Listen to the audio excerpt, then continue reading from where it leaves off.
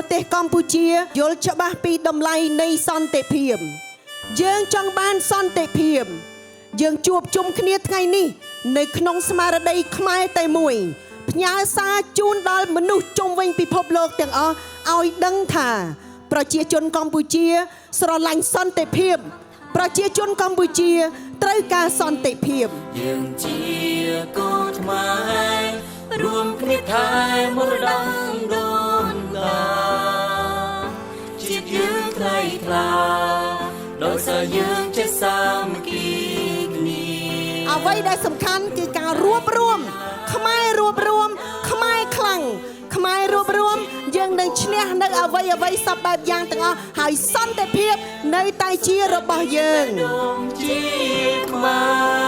រ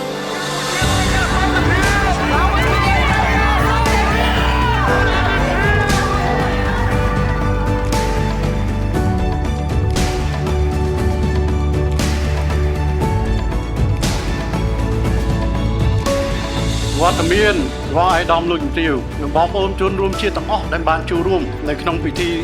ដំណើរថ្មើរជើងដើម្បីសន្តិភាពនេះគឺពិតជាការបង្ហាញឲ្យច្បាស់ទៅលើសម្លេងតែមួយនៃមហាគ្រួសារខ្មែរដែលប្រជាជនកម្ពុជាទាំងអស់ទាំងនៅក្នុងនិងក្រៅប្រទេសគឺមិនត្រូវការសង្គ្រាម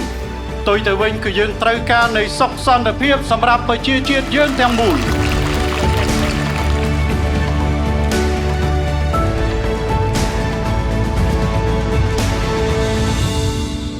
ជីវិតជូនជាតិធាតុជូនអ្នកម្ដាយ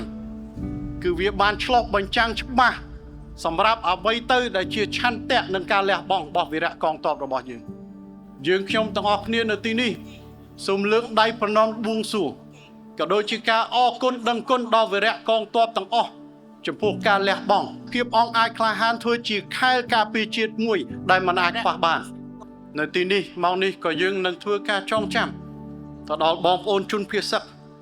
ក៏ដូចជាក្រុមគ្រួសារនៃទ័ពដែលកំពុងតែយកចិត្តទុកដាក់តាមដាននិងមានការព្រួយបារម្ភជូនទៅដល់អ្វីដែលជាស្ថានភាពដែលកំពុងកើតឡើងផងដែរគោលបំណងនៃការរៀបចំដើរថ្មើរជើង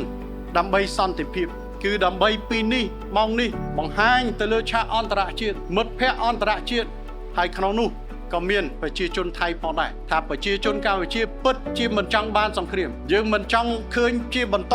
ទៅទៀតទៅលើការខូចខាតការវិនាសកម្មការបាត់បង់អាយុជីវិតការបែកបាក់គ្រួសារឬក៏ការព្រួយបារម្ភដែលត្រូវចាកចេញពីផ្ទះសម្បែងរបស់ខ្លួននោះទេផ្ទុយទៅវិញអ្វីដែលយើងចង់បានគឺសុខសន្តិភាពការផ្សះផ្សាហើយធ្វើយ៉ាងណាអាចប្រជាពលរដ្ឋដែលបានចាកចេញពីផ្ទះសម្បែងរបស់ខ្លួនអាចវិលត្រឡប់ទៅផ្ទះសម្បែងរបស់ខ្លួនហើយកូនក្មួយដែលត្រូវការរៀនសូត្រក៏អាចនឹងវិលត្រឡប់ទៅការរៀនសូត្រដូចគ្នាដែរ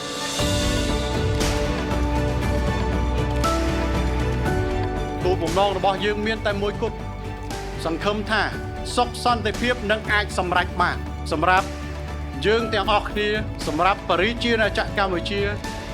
សម្រាប់ប្រជាណាចក្រថៃហើយសម្រាប់មនុស្សជាតិទូទាំងពិភពលោកផងដែរដែលត្រូវការសុខសន្តិភាពសម្រាប់ប្រជាណាចក្រទាំងពីរ